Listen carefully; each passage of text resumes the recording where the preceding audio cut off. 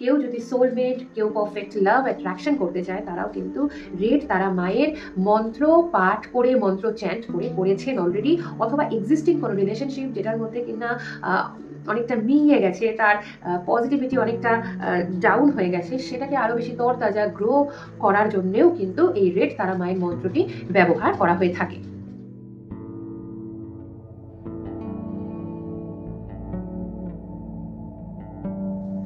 নমস্কার, আমি সুলগ্না, আর আজকে এই ভিডিওতে আমি একটি এমন মন্ত্র নিয়ে আলোচনা করব যে মন্ত্রটি আপনার অরার ম্যাগনেটিজম বাড়াবে, আপনার মধ্যে অ্যাট্রাকশন পাওয়ারকে এনহ্যান্স করবে, আপনার মধ্যে কম্প্যাশন বাড়াবে, এমপ্যাথি এনে দেবে। তবে মন্ত্রটি কি সেটা বলার আগে মন্ত্রটির অরিজিন, মন্ত্রটির কার্যকারিতা সম্পর্কে আমি ছোট্ট একটি ব্যাখ্যা দিতে চাই। তো এই মন্ত্রটি হচ্ছে মা তারার। মা তারাকে আমরা যারা হিন্দুইজম ফলো করি তারা জেনে থাকবেন যে 10 মহাবিদ্যার দ্বিতীয় মহাবিদ্যা হচ্ছে মা তারা, কিন্তু এক্ষেত্রে আমি যে মন্ত্রটি পার্টিকুলারলি বলবো সেটা কিন্তু হিন্দুইজম থেকে আসেনি, সেই মন্ত্রটি এসছে বুদ্ধিজম থেকে। এখন আপনার মনে কোয়েশ্চেন হতেই পারে যে মা তারা, দেবী তারা বুদ্ধিজমে আসলো কি করে? আচ্ছা, এক্ষেত্রে একটা ছোট্ট কথা বলি, কোনো সংস্কৃতি, কোনো কালচার কিন্তু কখনো সম্পূর্ণ একা একা অ্যালুফ ভাবে বেড়ে ওঠে না, তার মধ্যে আশেপাশের সংস্কৃতির কিন্তু সংমিশ্রণ, মিল ঘটে থাকে। এটা যদি আমরা হিস্ট্রি পড়ি, কোনো রকম আজে বাজে তর্ক না করে, পড়াশোনা করে, বই পড়ে, ঠিক আছে, জানতে চাই, তাহলে দেখবেন সংস্কৃতির সঙ্গে সংস্কৃতির মিল অনেক রয়েছে। এক্ষেত্রে যদি আমি নর্মাল ভাষা নিয়ে যাই, তাহলেই দেখবেন আমি যে বাংলা ভাষা ইউজ করছি, সেই বাংলা ভাষায় যতটুকু ইংরেজি ইউজ করছি সেটাকে বাদ দিন, বাংলাটা যে ব্যবহার করছি তার মধ্যেই দেখবেন প্রত্যেকটি ওয়ার্ডের আলাদা আলাদা করে যদি আপনি এর উৎস খুঁজতে যান, তাহলে দেখবেন ডেফিনেটলি প্রত্যেকটি উৎস শুধুমাত্র বাংলা নয়, বাংলা ভাষার মধ্যেও আরবি, ফার্সি, উর্দু, হ্যাঁ, এই বিভিন্ন ধরনের কিন্তু শব্দের উৎস খুঁজে পাওয়া যায়। ঠিক তেমনই যদি আমি সভ্যতায় যাই, তাহলে দেখতে পারবেন এক সভ্যতার সাথে আরেক সভ্যতা, যদি মেসোপটেমিয়ান বলি, ইজিপশিয়ান বলি, ঠিক আছে, চাইনিজ, যে সভ্যতাগুলো পাশাপাশি পাশাপাশি বড় বেড়ে উঠেছে, বা যেটা ইন্দাস ভ্যালি সিভিলাইজেশন বলি, তো তার মধ্যেও কিন্তু এটা সেটা অল্প বিস্তর 20-30% হলেও মিল রয়েছে। ঠিক তেমনি কালচারের মধ্যে, সংস্কৃতির মধ্যেও মিল রয়েছে, ঠিক আছে। হয়তো রিচুয়ালসটা একটু অন্য ধরনের হতে পারে, কিন্তু অনেক কিছুর মিল কিন্তু রয়েছে, তাই তো?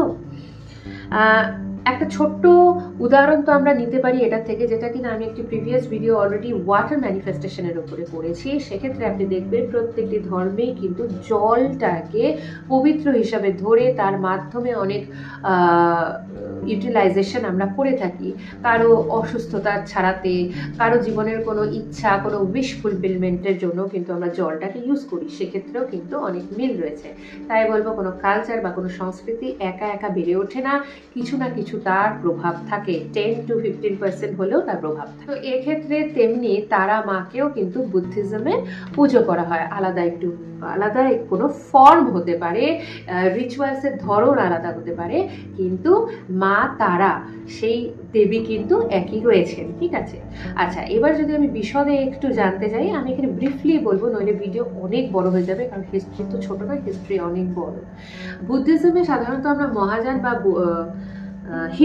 মহাযান হীনযান এই দুটি আমরা হিস্ট্রি বুকে পড়ে থাকলেও বজ্রযান সম্পর্কে অনেকটা কম আলোচিত। হয়তো জানবেন না এরকম নয়, নিশ্চয়ই এখনো যারা দেখছেন আমার ভিডিও তারাও জানবেন, কিন্তু বজ্রযানের যে সম্পর্কে জানার মানুষ কিন্তু পরিমাণে কম, তাই তো?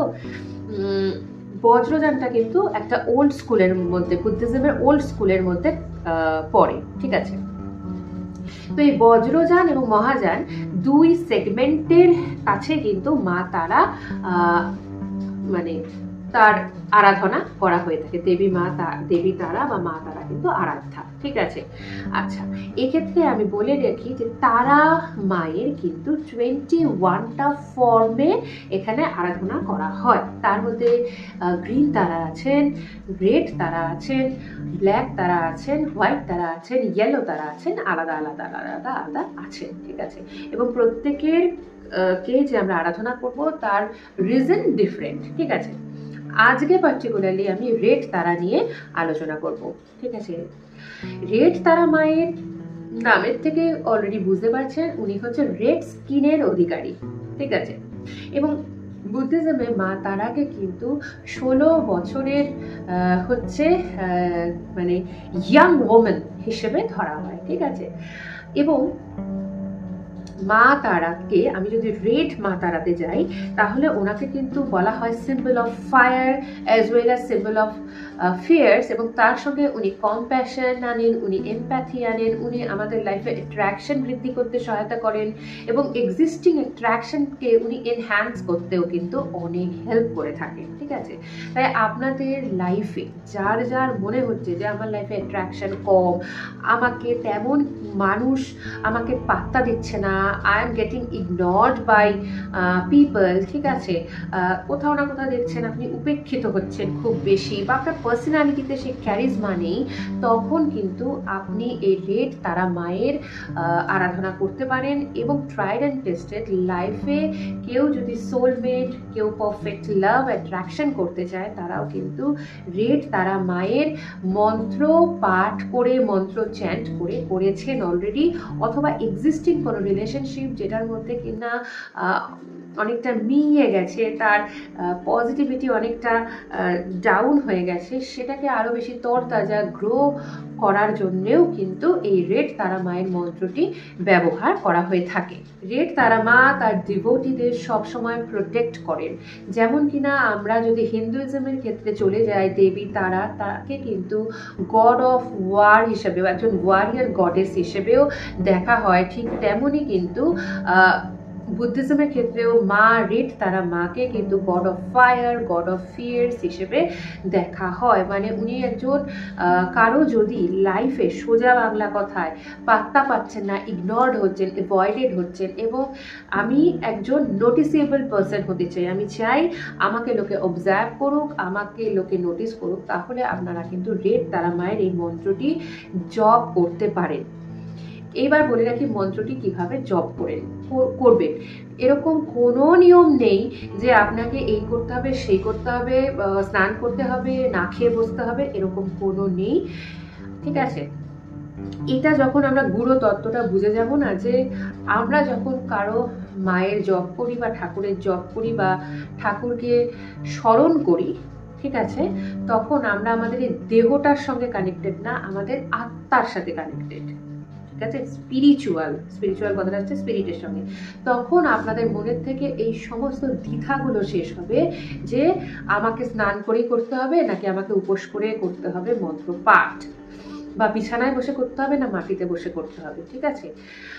আর যদি আপনাদের মনে হয়, আমি কাউকে কোনোভাবে ফোর্স করব না, আপনার যদি মনে হয় আপনি স্নান করে সুন্দরভাবে বেশ ধূপকাঠি জেলে সুন্দর গন্ধ টন্ধ ফ্র্যাগ্রেন্সের ব্যবস্থা করে আপনি মন্ত্র পাঠ করবেন, হ্যাঁ, সেই ক্ষেত্রে ডেফিনেটলি আপনার মন যা বলে, আপনার মনে যা ভালো লাগে।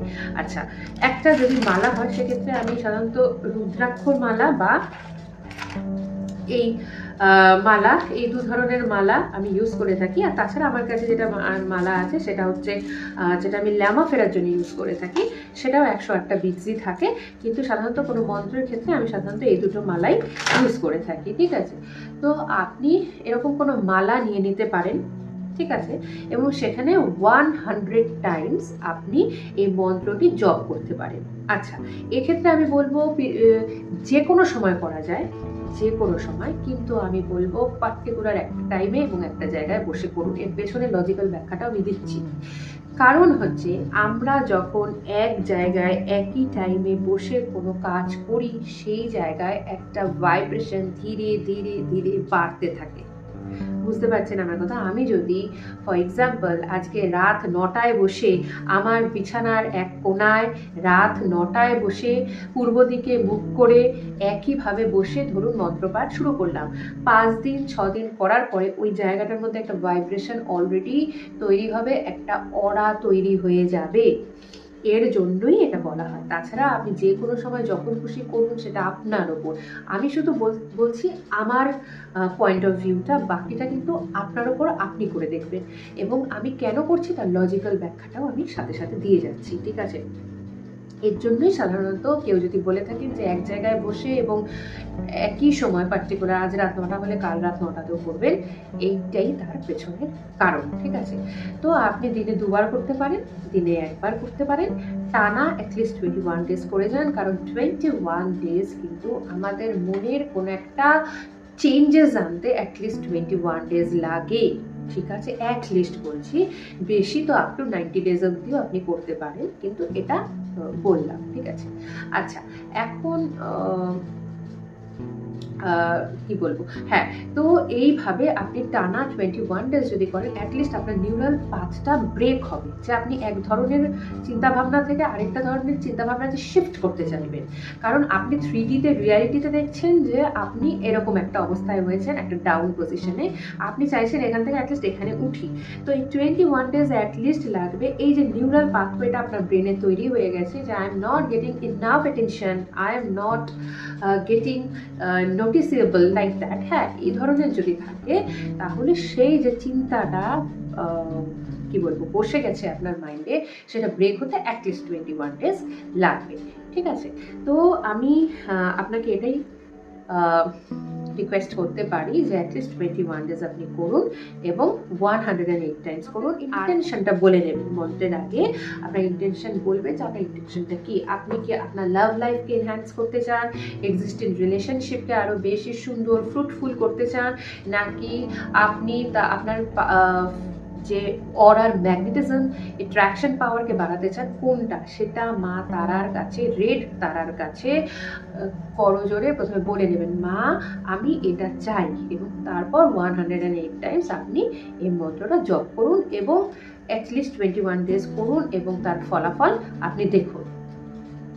ঠিক আছে, আর মন্ত্রটি নিয়ে যদি কোনো রকম কোয়েশ্চেন থাকে, তাহলে আপনি কমেন্ট বক্সে জানাবেন। কোনো রকম যদি প্রশ্ন থাকে যে আপনি কিভাবে করবেন, কি করবেন, বা আপনার অবস্থা কোনো রকম কিছু থাকলে আপনি সেটা নিয়ে প্রশ্ন ডেফিনেটলি করতে পারেন। আর কোনো রকম কিছু যদি এক্সট্রা আপনার জানার থাকে, আপনি কমেন্ট করুন, আই উইল বি রিপ্লাইং। ওকে, তাহলে মন্ত্রটা বলে দিই। মন্ত্রটা হচ্ছে ওম তারে তম সোহা, ওম তারে ত্বম সোহা। ঠিক আছে, এটা হচ্ছে রেড তারা মায়ের মন্ত্র। তাহলে করে দেখুন, এবং ডেফিনেটলি কোনো রকম চেঞ্জেস আসলে বা কোনো কোয়েশ্চেন থাকলে ডেফিনেটলি কমেন্ট করবেন। আজ তাহলে এইটুকুই। Thank you so much and good bye.